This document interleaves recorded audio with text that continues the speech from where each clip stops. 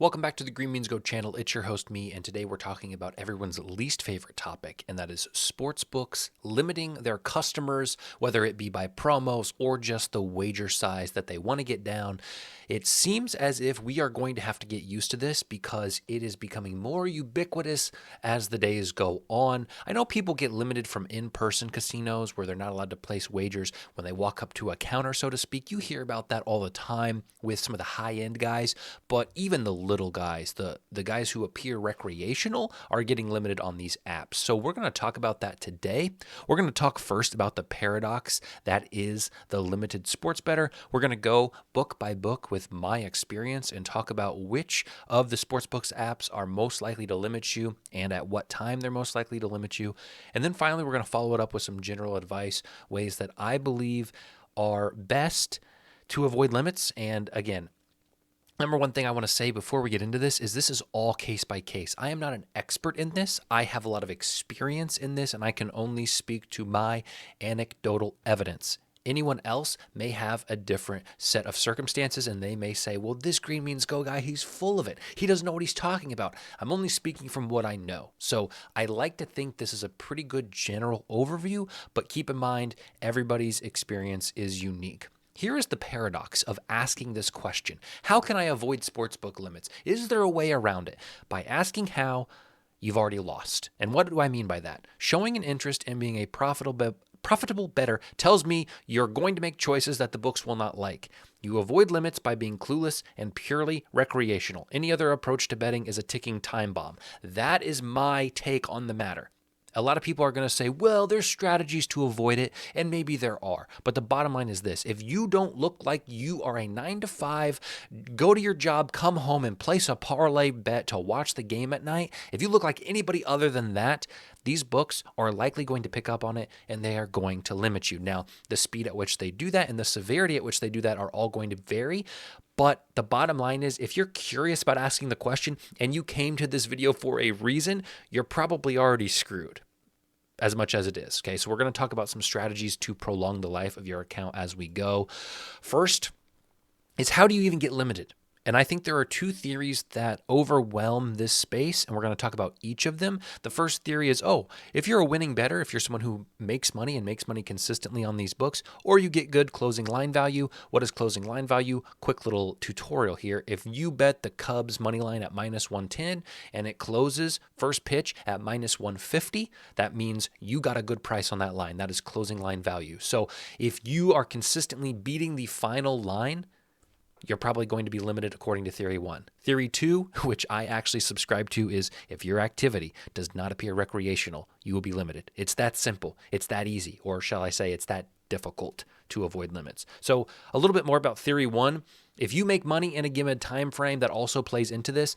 I will argue that my time on DraftKings was going to be short anyway, but I ran my account up to a very sizable number. So much so that I'm like, I have to withdraw this. Like, I can't have all this money sitting in here. I withdrew it in the day after I was limited. So I say large withdrawals, okay? And I'm not saying that's always going to be the case, but I firmly believe that that big withdrawal got eyes on my account and got the traders wondering if this is someone we should allow to bet what he or she wants to bet, okay? Books have the advantage in the long run, right? That's what we always hear, always say. The juice, the vig, they have all the balls in their court, and yet they only look at the short term. Some books, it can take a week or a month. They see that you're making money in a week or a month, they ban you. Well, in theory, if you stretch out your bets over the course of years, the house has the advantage. They don't seem to care. The other way, or the other part of this, is I'm going to call it Discord bets. You see this new rise of people either on Twitter and in Discord sharing good plays, smart plays, plus EV plays. And I have a theory that plays along in this, that books definitely have a way to track those bets. So if everyone's like, Cubs money line -110 is a great price right here, you need to bet it. And that is actually a generous example because they're usually more niche markets, like, this Korean baseball team first inning run line, okay?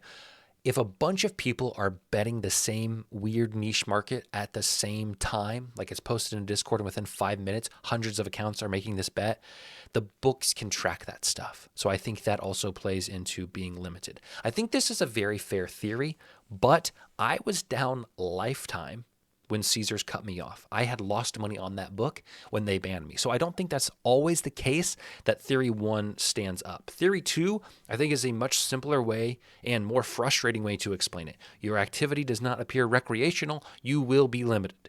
If you bet straights, you will be limited by some sports books.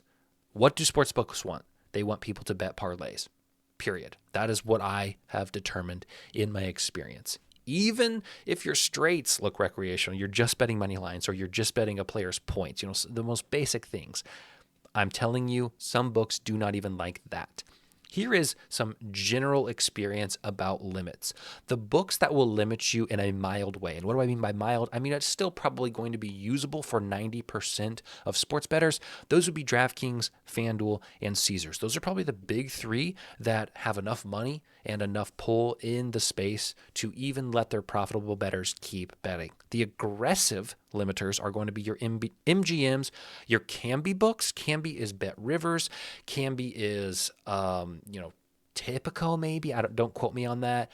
Unibet for a while, Ballybet. There's all kinds of them across the country. They all use the same odds provider. Those books are going to limit you very aggressively. Hard Rock, I found, limits aggressively. ESPN Bet, I found, limits aggressively, but they're a little bit slower to do so. And Bet365, when they do limit you, it's aggressively. So not only are these limits based on your wager size, they can also be based on promos, which we will talk about in just a little bit.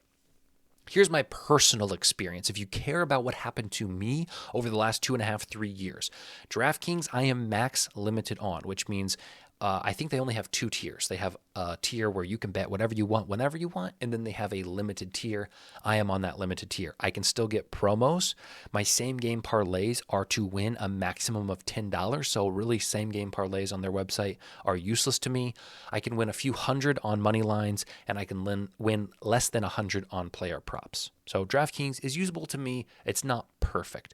The other annoying thing on DraftKings for me is I can't bet the same market twice. So if I bet a guy to hit a home run, I cannot bet another guy in that game to hit a home run. Okay? Don't ask why. It's ridiculous. FanDuel, I have a 10% account. Real quick, if you are not logged into FanDuel and you click on a line and you type in a bunch of numbers, it will show a max wager. Let's say it's 10,000, okay? This math's going to be hard because I said 10,000. I got to do quick mental math.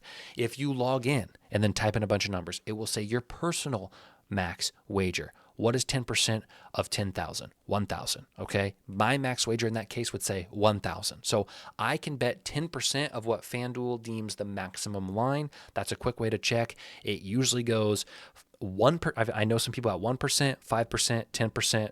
There's sometimes a 12.5%, and then it jumps up to like 22%, 50%, 100%. So at 10%, we're still very usable. I'm thankful for that, and I'm scared my time is going to be limited even on that. The aggressive books in my experience are MGM. I can still bet a little bit on there, but I don't have promos.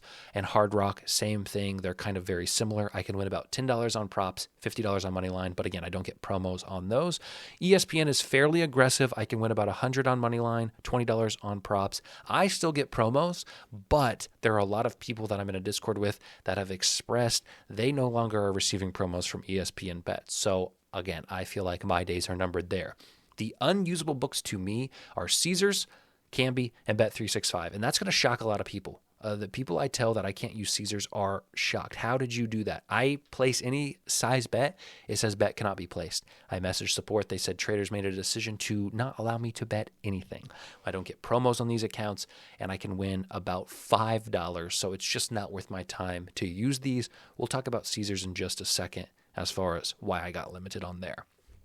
Here's a limiting timeline. This is based on my experience, and this is a rough estimation. Over here, we have Kambi and MGM. They are going to be the first books that limit you, I would imagine, okay? Hard Rock would come in next, then Bet365, then ESPN, DraftKings, Caesars, and lastly, FanDuel. And again, people can argue this Totally fine, totally understandable. But in my experience, this is kind of what I see. This is a rough estimation of what I see as far as limits. And if you want to talk about actual timing, I would say, these two are weeks or months. I mean, you have weeks or months with a fresh and new and full Cambia and MGM account. Hard Rock can take maybe 3 to 6 months. Bet365 maybe 6 to 9. ESPN maybe 6 to 9. DraftKings maybe a year. These past a year, or making one critical mistake, which we will get to. Here's my general advice that you've waited for 10 minutes patiently. The number one thing I will tell you is glitches and errors. People post them on Twitter. People post them in Discords. Oh, this book hung this absolutely insane line that should have never been hung. It was an error. They did not mean to put this up, but they did. Okay. If you bet that, you can kiss your account goodbye. That is the biggest account killer. Also, people are finding things live. Dansby Swanson hits a home run. You get on FanDuel. Oh my gosh, they have Dansby Swanson to hit a home run. They haven't taken the line down. They haven't moved it to 1.5. It's still at 1. I'm going to slam it. You can slam it, but I'm telling you, you're at a risk. 2 stories. FanDuel, NCAA football. Miami was playing Virginia Tech this last year. They flipped the lines. They gave Miami plus 400 on the money line. I bet it. Okay? Because when are you going to find that? You're not. Within an hour, I was 1% limited on NCAA football lines. I cannot bet more than $20 on anything related to NCAA football, not even money lines, okay? I've killed my account, and I'm thankful that they only chose to limit me in that specific market, and I'm hoping maybe it comes back. Would I have made more money not betting that and just having my account fresh or at 10%? Yes. Okay, I regret that. That was not worth the money that I spent on it and the money I made on it, because now I can't make any money going forward on NCAA football. Caesars was my biggest downfall. And I mean that in terms of my most catastrophic, but here's the deal. I don't regret Caesars necessarily because I made a good amount of money on it. They flipped a line as well. And they had the Saints at +8 when they should have been -8. And it was when I didn't have any limits and I unloaded my account on it. And they let me bet about 1% after that for about 6 months. And then they finally just cut my account completely off. So both of my biggest limits came because of glitches and errors, and I can tell you that is consistently what people say. My second piece of advice, and this is anecdotal, and this is not confirmed, it's just a theory I have, is to take some breaks. If you are worried about a specific book limiting you, specifically maybe Cambia or MGM, vary your action a little bit. Leave your account alone for a little bit. Constant hundreds of dollars on straight bets day after day after day will get attention from traders, will set off flags within the system. So I have noticed, and I actually have a Cambia account, Ballybet, that I was okay on for a little bit, and then I got limited and I just let sit. I didn't even log in for weeks, months at a time. I got on the other day and I had a little bit of raised limits. So if you want to take some breaks, that is potential to maybe get eyes off of your account.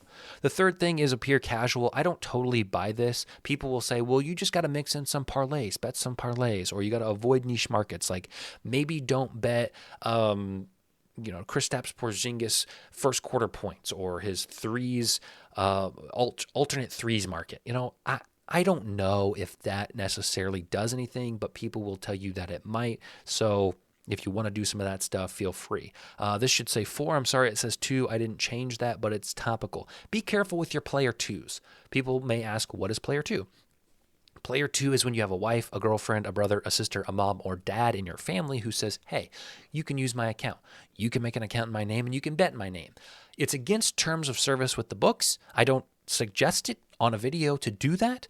And IP addresses can trigger limits. I know people who husband and wife both have an account in the same household, use the same Wi-Fi, different devices, and they've both been limited within 24 hours because it picks that up.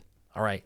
And that may blow some people's minds, but that is just the system that we are in. So be careful with your player 2s. The people who take it seriously go out and get a separate cell phone and use only data on it. And there's people who take it really seriously, do this full time, right? But IP addresses can trigger limits. I had a problem with DraftKings at one point in time because I had someone over at my house using my Wi-Fi and we both got locked out of our accounts. So just be careful with that.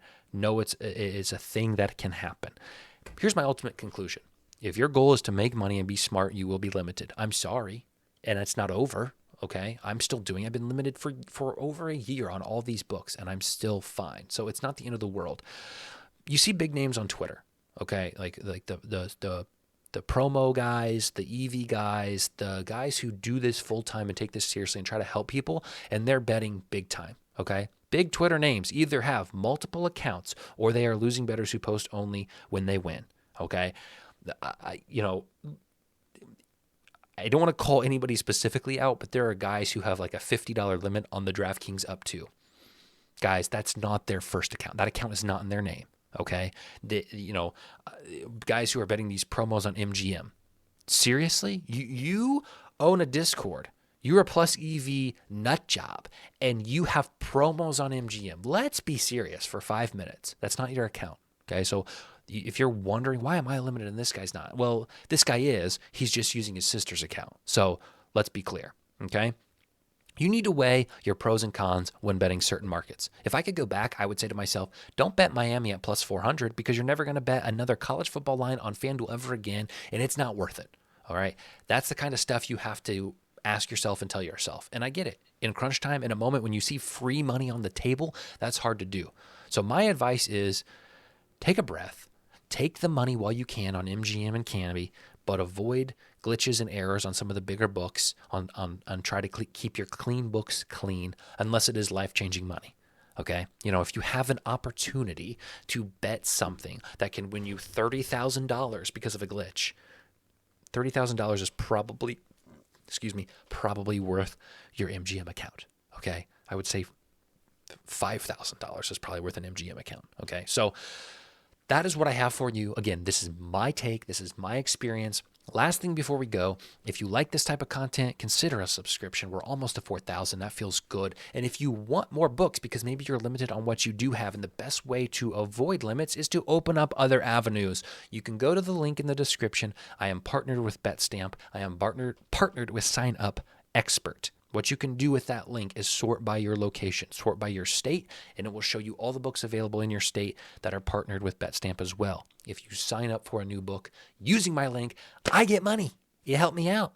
I can pay the bills, okay? I can feed my family. So if you want to support me in any way, a way that does not cost you anything, you can sign up using my links. Thank you guys so much. Long video today. Hopefully it taught you something, you learned something.